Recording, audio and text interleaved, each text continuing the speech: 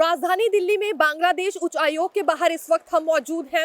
आपको दिखाएंगे किस तरह से हाई अलर्ट पर आज बांग्लादेश उच्च आयोग को रखा गया है। यहाँ पर जितने भी लोग पहुंच रहे हैं, फिलहाल प्रॉपर चेकिंग के बाद ही उन्हें अंदर जाने दिया जा रहा है और केवल उन्हीं लोगों को यहाँ से अंदर एंटर करने की मंजूरी दी जा रही है जिन्हें सख्त जरूरी काम है। तस्वीरों की ओर आपको लेकर चलेंगे किस तरह से आज दूसरे दिन भी हाई अलर्ट पर उच्च आयोग को रखा गया है। बैरिकेडिंग कर दी गई है। यहाँ से अंदर ना मीडिया को जाने की परमिशन दी जा रही है, ना ही अन्य लोगों को जाने की परमिशन दी जा रही है।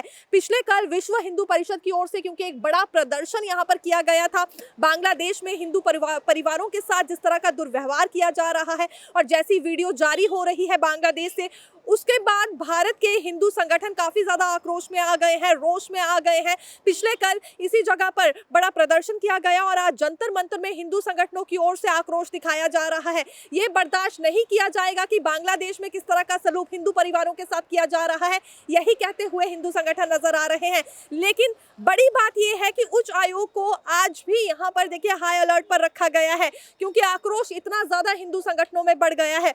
पिछले कल जो प्रदर्शन हुआ उसकी गूंज केवल दिल्ली तक सीमित नहीं रही है, बल्कि और भी भारत देश के बड़े शहरों में उसका बड़ा असर देखने के लिए मिला है।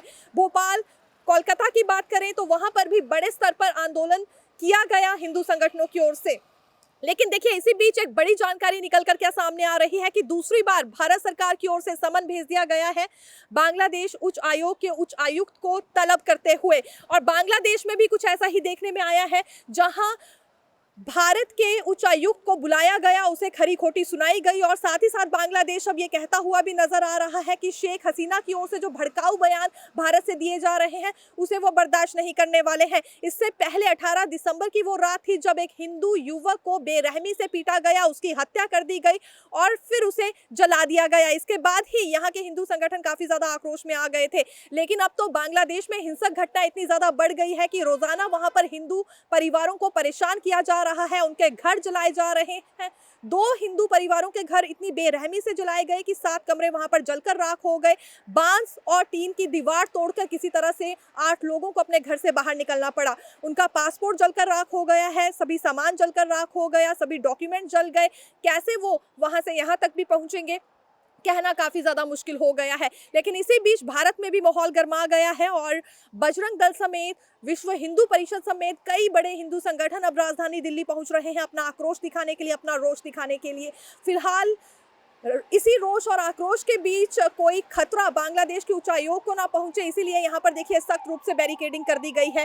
तस्वीरें हम आपके लिए लेकर आए हैं। जो लोग यहाँ से अंदर जाना चाह रहे हैं और बहुत जरूरी जिनका जाना है, उनकी भी सही ढंग से चेकिंग की जा रही है, उनका आइडेंटिटी कार्ड मांगा जा रहा है, उसके बाद ही अंदर जाने की परमिशन दी जा रही है। यहाँ पर पुलिस फोर्स के साथ कमांडोज भी नजर आ रहे हैं। देखिए, भारत ने भले ही दूसरी बार समन भेजकर एक्शन लिया हो, लेकिन क्या ये सही है? जिस तरह की हिंसक घटनाएं बांग्लादेश में पेश आ रही है, क्या ये बर्दाश्त की जा सकती है हिंदू परिवारों के साथ? यही सवाल हिंदू संगठनों की ओर से भी किया जा रहा है। बार बार यही पूछा जा रहा है कि धर्म के नाम पर आखिर इस तरह का भेदभाव अन्य देशों में क्यों किया जाता है, जब भारत में इस तरह का कोई भी असर देखने को नहीं मिलता है, ना ही कोई ऐसी तस्वीरें सामने आती है।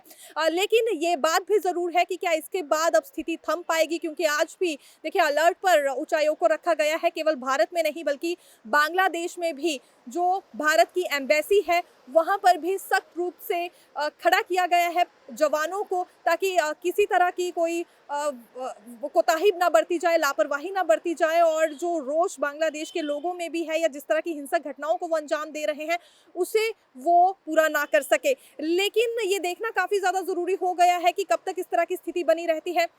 काफी ज्यादा तनावपूर्ण माहौल क्योंकि भारत और बांग्लादेश के बीच इस दौरान चल रहा है और स्थिति अभी तक थमने का नाम नहीं ले रही है। दूसरी बार समन भेजा गया है, क्या इसका कोई प्रभाव पड़ता है या नहीं, देखना काफी ज्यादा रोचक रहने वाला है।